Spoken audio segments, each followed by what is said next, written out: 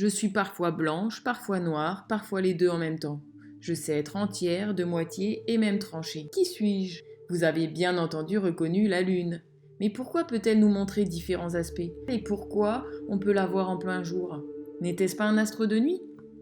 Elle paraît bien lunatique, vous ne trouvez pas ? Commençons par rappeler que la Terre tourne sur elle-même et autour du Soleil. La Lune, elle, tourne autour de la Terre et également sur elle-même. Ce sont ces mouvements qui ont permis de définir notre échelle de temps et d'élaborer les calendriers. La Terre tourne en un an autour du Soleil et sur elle-même en un jour. Le mois, lui, est défini par rapport à la Lune puisque c'est la durée qu'elle met pour faire le tour de la Terre. Sur cet écran, rappelons qu'il n'est pas possible de représenter les trois astres à l'échelle. La distance entre le Soleil et la Terre est tellement grande que l'on ne pourrait quasiment pas distinguer le système Terre-Lune en respectant les vraies dimensions. La Terre tourne sur elle-même en 24 heures, ce qui nous donne l'impression qu'en un jour, le Soleil fait un tour complet autour de nous. C'est pareil pour la Lune, elle passe alternativement d'un côté puis de l'autre du plan de l'équateur terrestre. En 24 heures, nous avons donc l'impression que la Lune fait un cercle complet autour de nous. Vue du sol, on la voit se lever côté est et se coucher du côté ouest, comme le Soleil. La première raison est bien sûr que la Lune n'est pas toujours visible. Contrairement au Soleil qui produit de la lumière, la Lune, elle, n'en émet pas, elle doit être éclairée pour être visible. Lorsqu'elle n'est pas éclairée par le Soleil, on ne peut pas la voir. Une moitié de Lune est donc illuminée par le Soleil, c'est la face éclairée. L'autre moitié, la face non éclairée, est donc dans la noirceur de l'espace. On arrive parfois à la distinguer grâce à ce qu'on appelle la lumière cendrée, qui est en fait une partie de la lumière réfléchie par la Terre. La face éclairée de la Lune est bien entendu l'hémisphère qui est dirigé vers le Soleil tout au long de son trajet autour de la Terre. Du coup, depuis la Terre, on ne va pas toujours la voir de la même manière. Lorsque le Soleil, la Terre et la Lune sont alignés dans cet ordre, c'est la face éclairée de la Lune qui est dirigée du côté nuit sur Terre. Durant la nuit, on verra la pleine Lune. En journée, on ne pourra pas la voir puisqu'en fait la pleine Lune est côté nuit. En suivant son mouvement de révolution autour de la Terre, maintenant la Lune arrive entre le Soleil et la Terre. Donc cette fois-ci, c'est le côté non éclairé qui regarde la Terre. Dans cette configuration, on ne peut plus voir la Lune, mais c'est pas parce qu'il fait jour, c'est juste parce qu'elle n'est pas éclairée. Entre la pleine Lune et la nouvelle Lune, on voit un petit peu la face éclairée de la Lune. Et cette forme de croissant qui est caractéristique de la Lune, c'est en fait une demi-sphère vue de biais en arrière depuis la Terre. Ce n'est pas du tout l'ombre de la Terre comme des fois on peut entendre. Lorsqu'on arrive à mi-parcours entre la nouvelle Lune et la pleine Lune, on arrive au premier quartier de Lune, où seulement la moitié du disque est éclairée. La portion éclairée continue de grossir jusqu'à ce qu'on appelle la Lune gibbeuse. La pleine Lune revient, le cycle continue, les phases s'enchaînent, ensuite dans l'ordre inverse, Lune gibbeuse décroissante, dernier quartier de Lune, dernier croissant, et enfin la nouvelle Lune, la Lune noire. Il s'est passé alors un mois entre deux nouvelles lunes.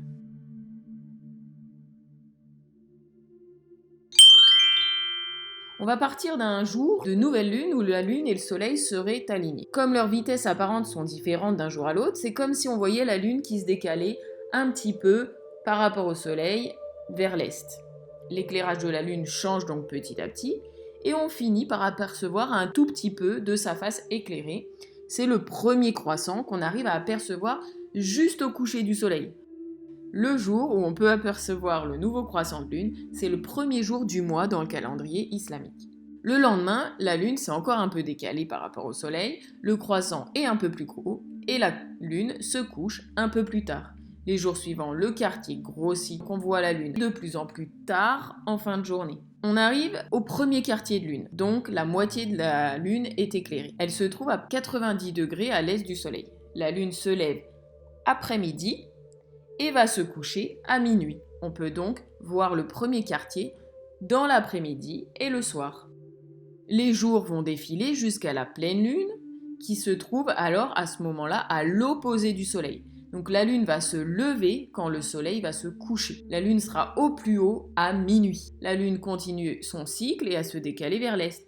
Donc elle va se lever de plus en plus tard, dans la nuit, mais du coup se coucher également plus en plus tard, c'est-à-dire qu'elle commence à se coucher dans la matinée. Au dernier quartier, elle va se lever à minuit, être au plus haut dans le ciel à l'aube et se coucher vers midi. Donc on peut voir le dernier quartier de lune plutôt le matin. La lune termine son cycle en se rapprochant de plus en plus du soleil jusqu'à ce que la portion éclairée de la lune disparaisse complètement. C'est la nouvelle lune. Il s'est déroulé un mois. Tout d'abord, il ne faut pas confondre face cachée et face non éclairée. La face cachée et la face visible sont définies par rapport à la Terre, alors que face éclairée et non éclairée sont définies par rapport au Soleil. La face visible est celle vue depuis la Terre, donc en bleu sur l'animation. L'autre côté est donc invisible à nos yeux, c'est la face cachée. Par contre, la face éclairée, c'est l'hémisphère qui est côté Soleil, donc qui reçoit la lumière du Soleil. L'hémisphère opposé est donc dans la pénombre de l'espace, c'est la face non éclairée qu'on peut deviner grâce à la lumière cendrée. Définissons ce qu'est la face visible et la face cachée. Faisons comme s'il n'y avait pas de problème d'éclairage de la Lune par le Soleil. La face visible est alors en jaune sur l'animation, par contre la face cachée qui est derrière est en rouge. La Lune tourne autour de la Terre en un peu plus de 27 jours, c'est ce qu'on appelle le mois sidéral. Il se trouve qu'elle met exactement le même temps pour tourner aussi sur elle-même, dans le même sens. L'égalité entre ces deux vitesses de rotation fait que c'est toujours la même face qui est tournée vers la Terre, la face visible. La face cachée en rouge est toujours invisible. On voit donc toujours la même face, avec les mêmes reliefs et les mêmes cratères.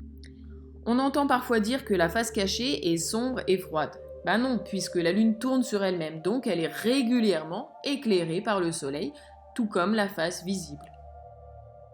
Faisons un bilan. La Lune n'émet pas de lumière, elle est simplement éclairée par le Soleil, c'est pour ça qu'on peut la voir de nuit comme de jour. La Lune apparaît sous plusieurs formes qu'on appelle les faces de la Lune. On ne voit qu'une portion de la face exposée au Soleil. La Lune tourne sur elle-même et autour de la Terre avec la même vitesse, ce qui fait qu'elle nous montre toujours la même face, c'est la face visible. Dernière petite remarque, n'hésitez pas à observer l'inclinaison de la Lune si vous avez la chance de voyager dans d'autres latitudes, ça peut être vraiment surprenant. Merci de votre attention et surtout n'oubliez pas que la physique, c'est fantastique!